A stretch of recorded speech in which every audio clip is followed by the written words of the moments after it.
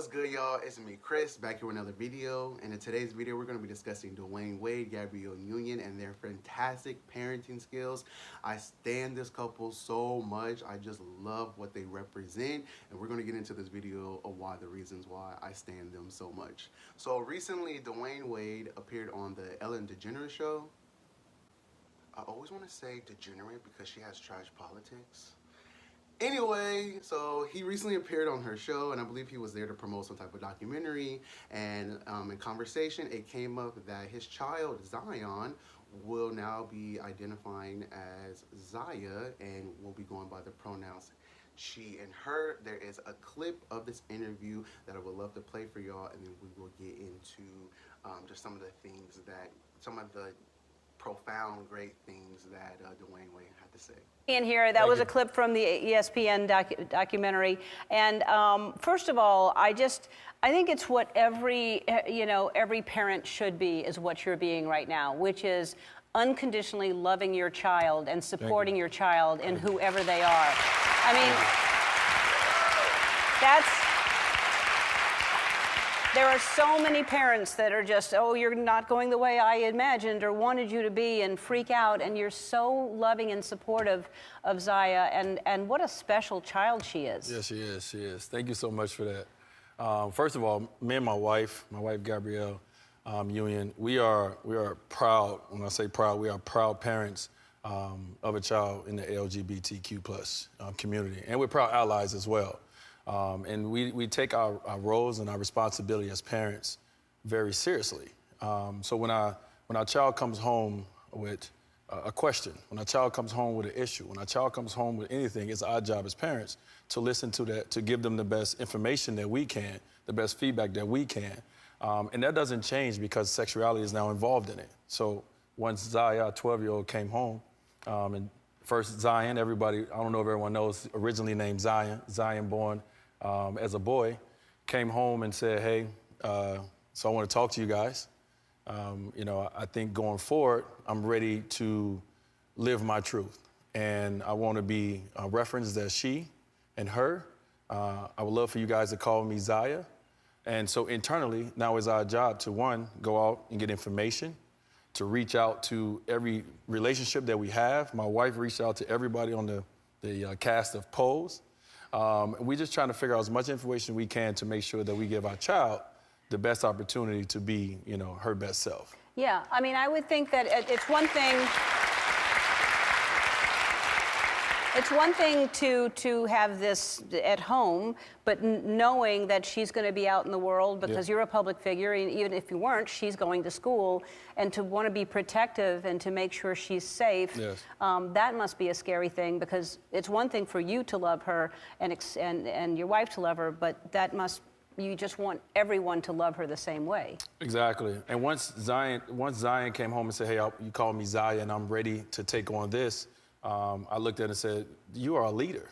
You are a leader, and this is our opportunity to allow you to be a voice. Right now, it's through us because she's 12 years old, but eventually it would be through her. Right. Well, and Listen is an organization you're working with, and there's a lot of, if anybody else out there can relate to this and needs help, you can go to our website and we can direct you, because I'm sure there are a lot of people that just don't know what to do. So you're a great example. Thank you.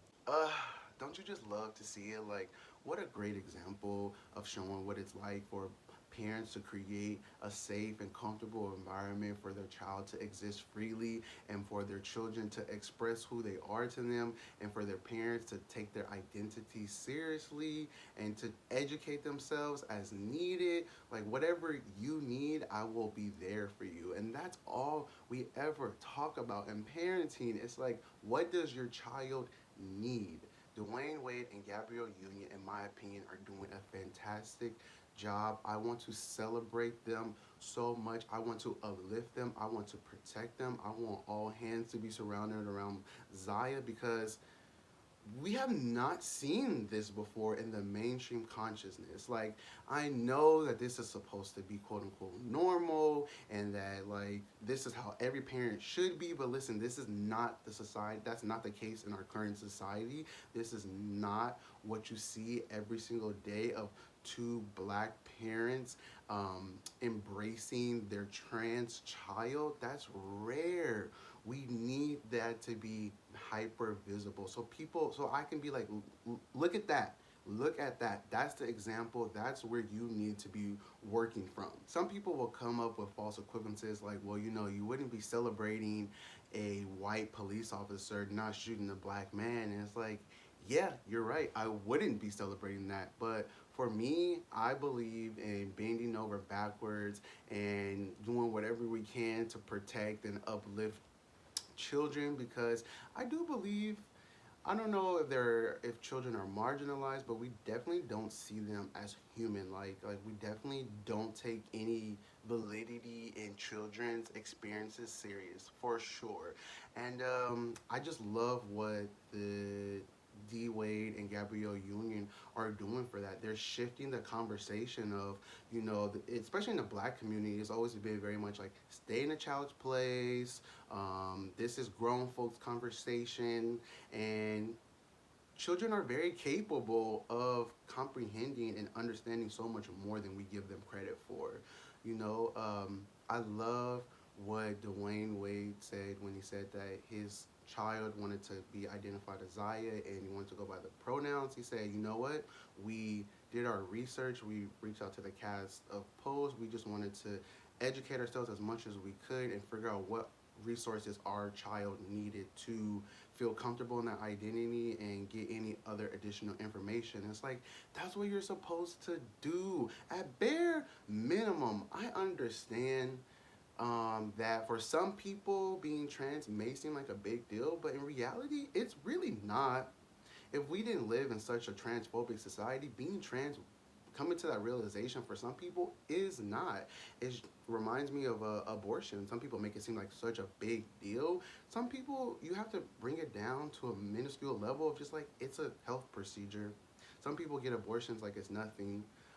And so I think that we should start having that conversation and that mindset towards transness. Sometimes these are just people wanting to live their lives as who they are. It's not a big deal. Like I said, so my point is to say at bare minimum, you should be trying to like educate yourself and figure out the resources in which you can assist your child. If your child came to you and said, you know, Mom, Dad, I want to be a baseball player, you would figure that shit out. You would talk to the coach at the school. You would figure out like what the funding is going to be, what the schedule is going to be like. You might even watch some YouTube videos. You might talk to some other parents of the baseball team. Like you're going to try to figure out, you might have a conversation, bring your child with you in these certain environments in which kids are playing baseball and stuff like that to see like, is this something that you really want to do? Is this something that you have a passion for? Is this something that you want to start? Is this something you want to pursue? It's the same thing. It's the same thing to me. Like, I don't understand children not being able to express their feelings and say, this is how I feel, this is how I desire, this is what I need, and parents not be there to welcome them and create that type of environment. Like, who are you parenting for? Who are you parenting for if you're not parenting for your children? I just love what Dewyane Wade said about being an ally, and that in allyship, that when you're not a part of said community, you are there to assist in whatever needs that they feel need to be taken care of. So like if me being a cisgender man, when I walk into a trans space, when I walk into a woman space, I'm not there to insert myself. I'm not there to take up space. I'm there to observe and figure out what do y'all need me for. And we really should be applying that to all aspects of our life, right? When people ask for help, when people need assistance, you know, help them in the ways that they need help. Help them in the ways that they feel fit for help, for the help, right? Like, you're not there to center yourself. It's about helping out whatever community and whatever type of people that may need your help as someone who is viewing it from the outside, who is not a part of it. I'm just so happy for this family. Now, of course, there are some things that we gotta kind of course correct because people are fucking outraged, as all the straights usually are, having no fucking concept and idea and wanting to ignore lots of readily available information and signs that is out there. Now, people are conflating gender and sexuality. No one's talking about this child having sex. your sexual identity and who you are attracted to is different from your gender. Your is gender essentially is a performance, right? When you're born naked, and there's no way of identifying like what your gender is, right? When children are born, you can't really tell, but you put these essentially like identifiers on them. Maybe you will have them wear pink or blue, right? Like, as they get older, you have them grow out their hair. Longer hair is usually associated with women. I mean, of course, we are progressing and we don't necessarily believe in these small-minded tropes, but like longer hair is like feminine, shorter hair is men, like facial hair is like for men and boys, like there's these like identifiers, but like at the end of the day, if you take all those things off, you don't know what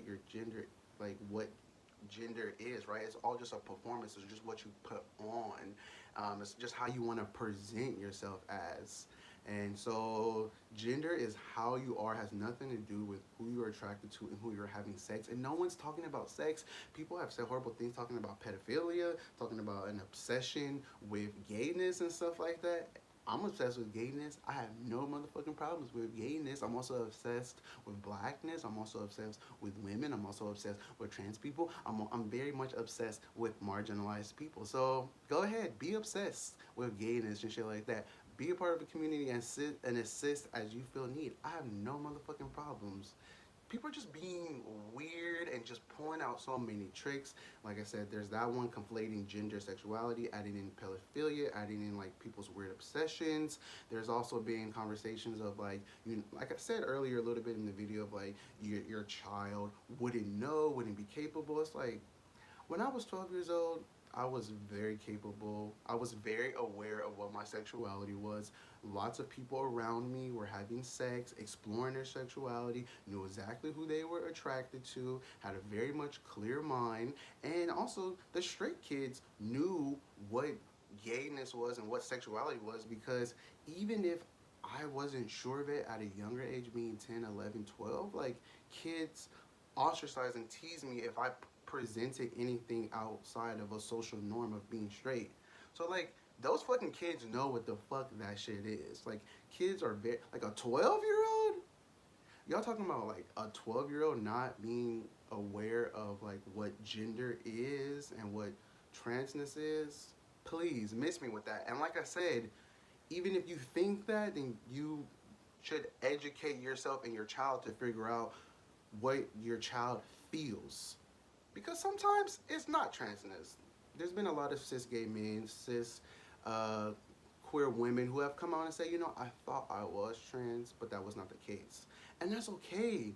But you're only limiting yourself, you're only limiting your child's development by not letting them be able to explore that. There are children who die by suicide. There are children who are ostracized and bullied constantly for their sexuality and made to feel guilty. They feel so much shame. They just feel like such a heavy burden because society fucking just punches you into the fucking ground constantly about being queer. Constantly about being queer. So why would you cultivate that type of environment in your home as well? It just doesn't make sense to me. Like, we see this. Like, y'all straight people method of letting children wait and y'all just suppressing who they are is killing them. It's killing them. So I don't understand. We have education, we have science, we have better practices in which to have children exist freely and without and not have any type of harm afflicted on them. Why wouldn't I choose that? Especially if you're for black liberation. I'm sorry, but you cannot be for black liberation if you're not for all black people, including all black children and all kinds of black children. Trans children are just one type of children. There's there's queer children, there's disabled children, there's children who have certain education disabilities, so many other type of identities, so many other type of experiences, and they all need to be protected. They all need to be protected. So if you're not with that, then you're not for this black liberation shit. And I just need you to shut up, move out the way, make space for my black ass, because I'm here. I want to make sure that our next generation doesn't feel ashamed for being who they are. Man, if I had the support and the education as a 12-year-old that Zaya is getting from Dwyane and Gabrielle, I would have saved myself so much turmoil, so much just sadness throughout the years. Like, it was really hard for me being a queer person growing up. Like, I just, every time when I was in a 18, 19, 20, and I would hook up after somebody, I just always felt guilty, felt so ashamed. I didn't really grow up in a homophobic household, but there's always, people will always like remind you in the most like minute micro aggression ways of like you're homophobic. It's especially living in California. There's places in which California where it's overt, but growing up, it's very covert in a lot of manners. And if I just grew up in a household, I lived in an environment where it was like I'm not the problem, it's everyone else. It's society's problem that they need to fix, that they need to get and educate themselves, read a fucking book, you know? I would have felt so much more confident in my identity as who I am, and I would have lived a freer life way earlier. And I don't want people to not live freely. Like, that's what all this ever is to me, is just getting us to love on each other, like I've said before, and getting us to live a free life, free of oppression. Like, that's how I feel. That's all the thoughts I have. I just wanted to make this like quick video and just share it and celebrate it.